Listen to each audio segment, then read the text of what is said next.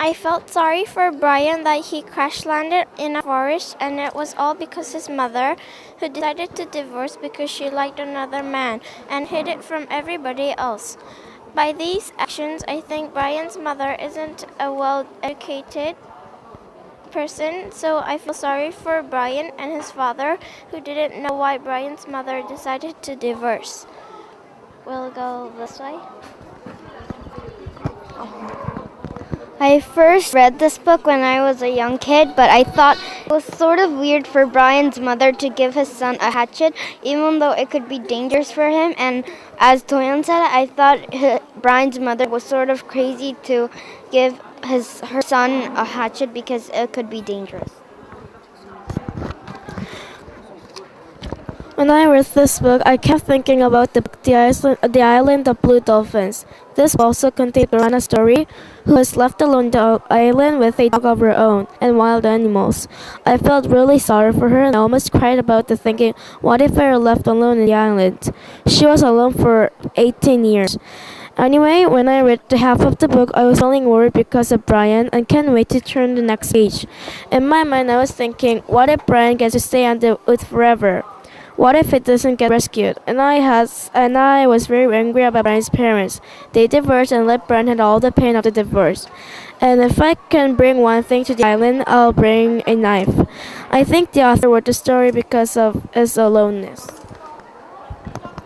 I thought this book was very dreadful and sarcastic at first, and very realistic, and the things he had were very less to survive, so I thought that he would be dead in a while. But he was in the Canadian wilderness, and the smartness saved him, and the thoughts about his parents' divorce and thinking hardly was interesting. I think this book was a survival book since I like to I like living wildly. So this book made me want to live in a place like the Canadian wilderness. I want to catch fish, hunt, and live the way I want to live. But I would prefer only one day because I want to take showers and sleep in my own cozy bed.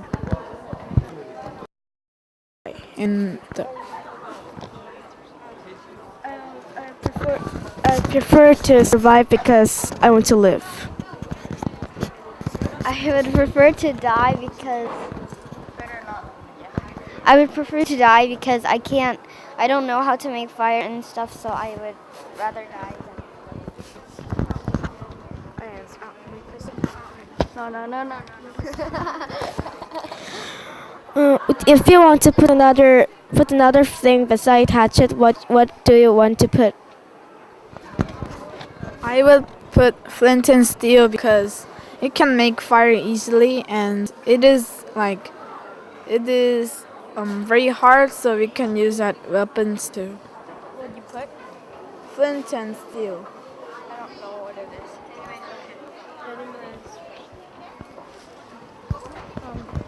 Why do you think Brian's mother gave Brian a hatchet? To kill his father if his father didn't treat him well. And your answer? Or to be strong in the society.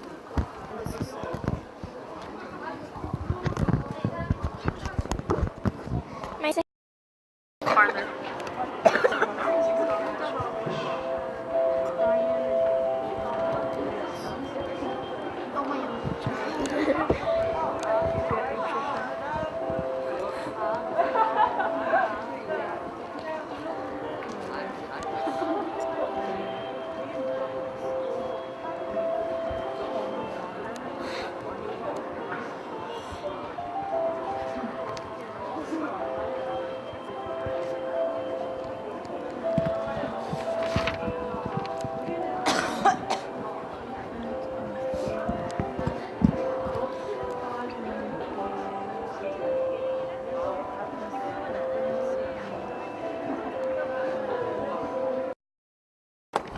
13 years old, Brian is on his way to visit his father when the single-engine plane in which he is flying crashes, and sees he is only alone in the Canadian wilderness, with nothing but a tattered windbreaker and his hatchet his mother gave him as a present, and survives. Imagine if you live in the Canadian wilderness like Brian. What would you need to live?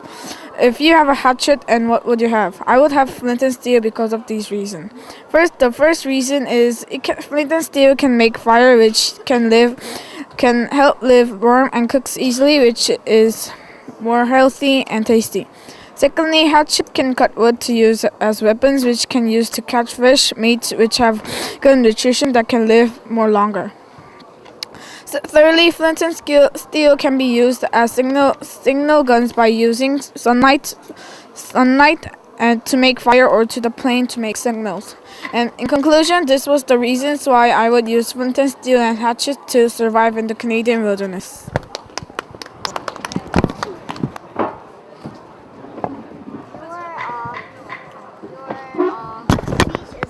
Same, sort of similar as mine. So I think your speech was good with like things that you would take with you and when you're crashing into the island. What was the hatchet and the other thing? I didn't listen very well. Flint and steel. I think yours was like a great speech, except that I felt similar with this in your review. Yeah, well, it was good. Although I want to talk about what I would have done to live. I came up with this topic because I kept on wanting to live with Brian. It doesn't mean that I don't like my family. It just means that I like the wild. Anyways, if I have a knife, it could be a safe trip. So, now I would tell you what I would do with Brian for only one day. Firstly, I would kill 10 animals and would make meat, and it would give me meat, and I'll have a great tent with fur. This would make a warm night for me. Secondly, I would make fire. This would make me warm and would also make it more safe to live because it makes the predators go away from fire. And lastly, I would make nets to catch animals. This is a smart way because it would make it less dangerous than just running to face. To conclude, I would make tents, make fire, and make nets. This would make a good, safe trip. Thank you for listening. I thought your speech was good. It was a little similar with Ethan's. And do you know how to make a trap to catch animals? Where did you learn?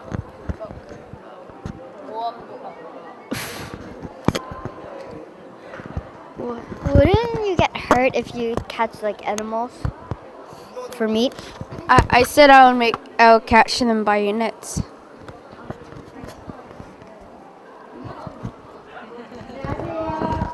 Things with fur, animal fur. That's also in my book. That book? Tells you how to live in the wild. Mild. It tells you about kitchen. It tells you about making kitchens, like kitchen in the wild, toilets, kitchen, food, fish, and like so on in the book. So like.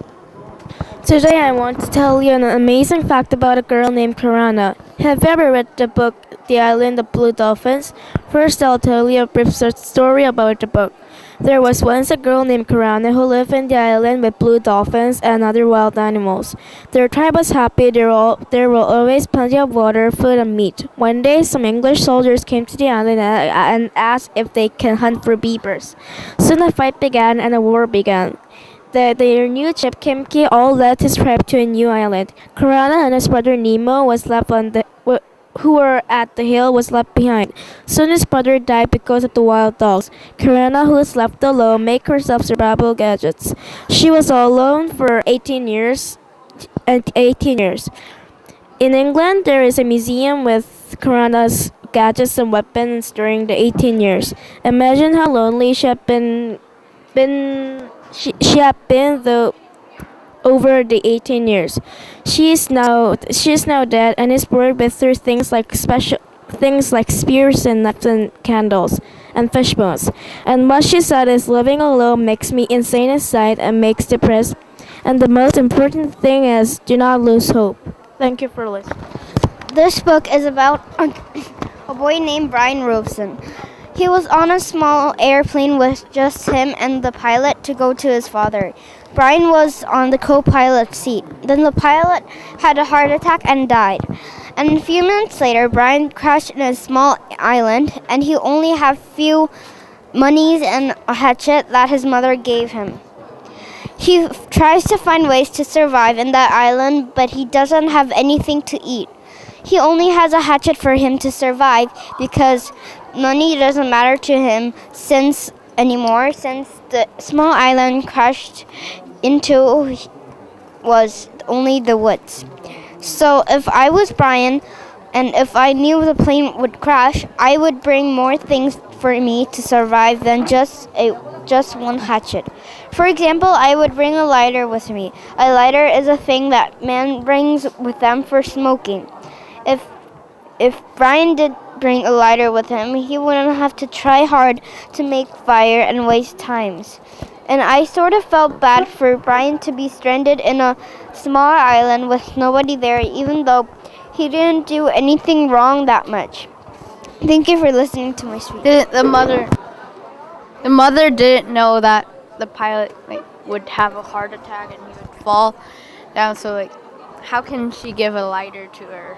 No, I mean if he knew that the plane might crash, he would have gotten a lighter by himself, and then if he gets stranding on an island, he could make fire.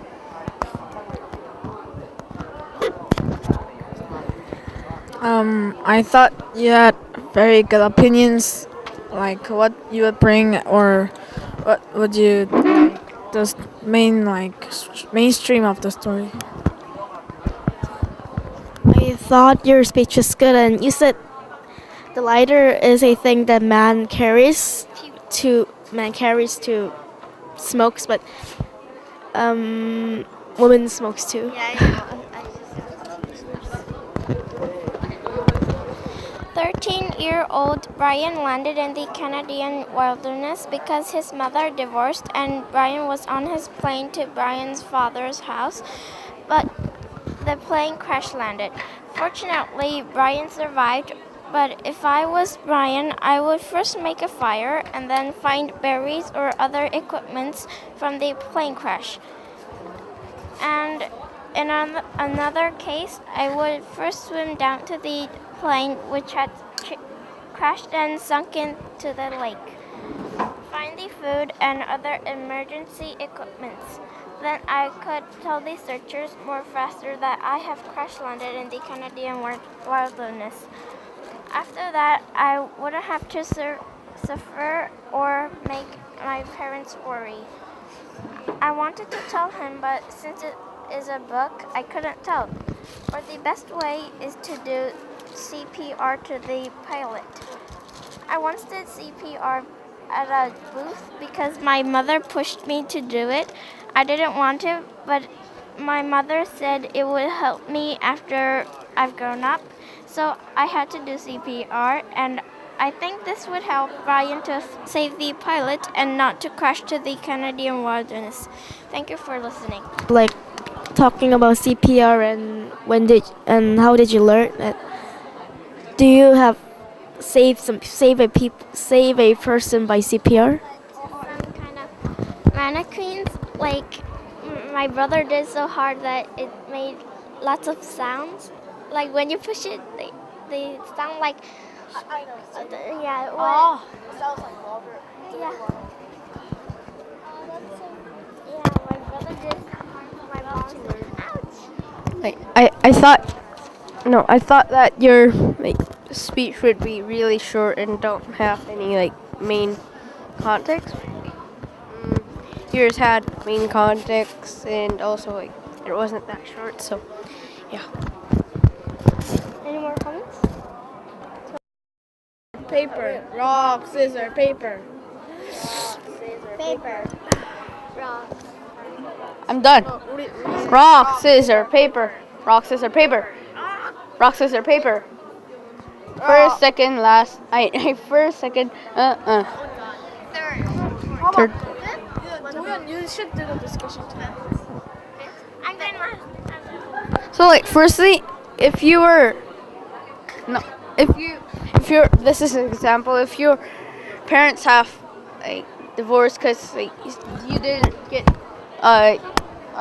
each other together, and your mother like another boy, like even if you have like a child, do you think this is right? No, but we didn't say. That's not. We have no. I didn't say. Let's just do like not fight. Just do not talk. Just Like. Why do you like to debate? Like. Then I'll talk. Debate is not a fight. I'll do the last. Not a fight. It's just. Like divorce is like not bad thing. Like, but we're not talking about. Like we are talking about our socially, but like some people want to divorce because they don't have the same thoughts about to each other, and we can't say that it's bad to the people who divorce. So. It's not bad. It's not that bad to divorce because if they didn't have the same thoughts or mind, it might be the best way to split apart. What?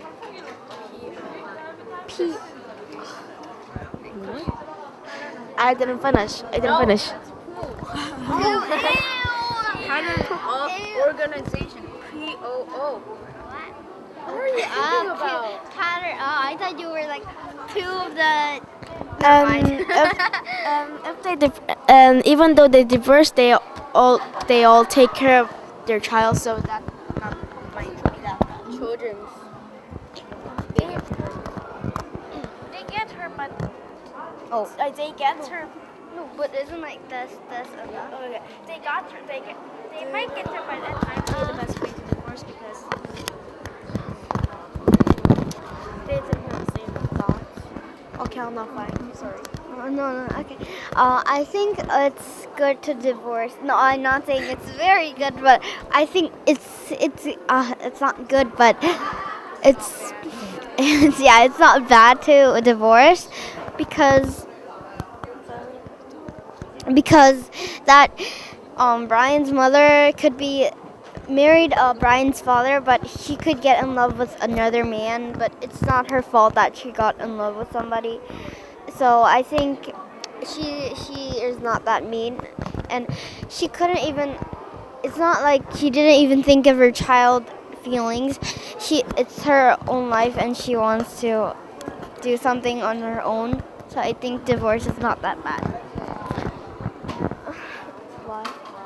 Why do you marry if you won't love somebody? Maybe she loved him, but not after. Not for long. Not for long. Let's say you're married and You divorced? Yeah.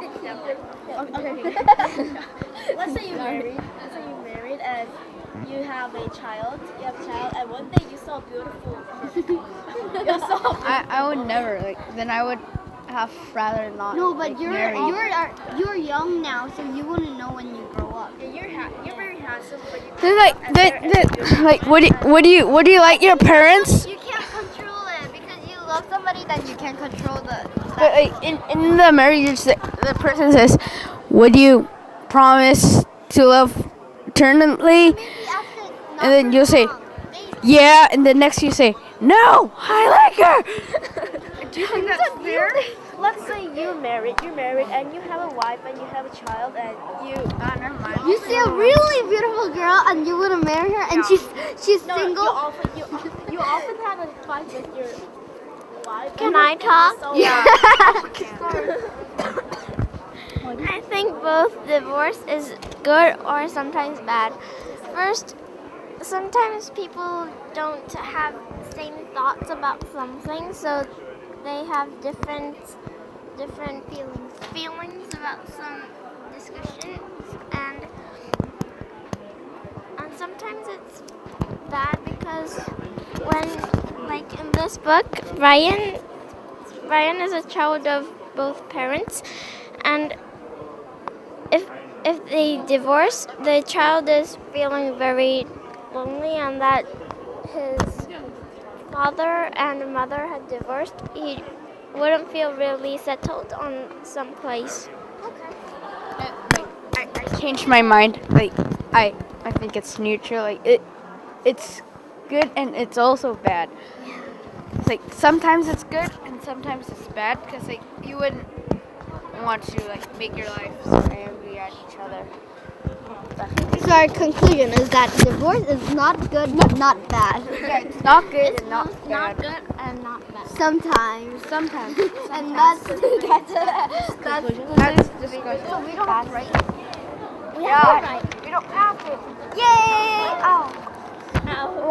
We don't. What? Yeah. In conclusion, divorce is not bad and not good.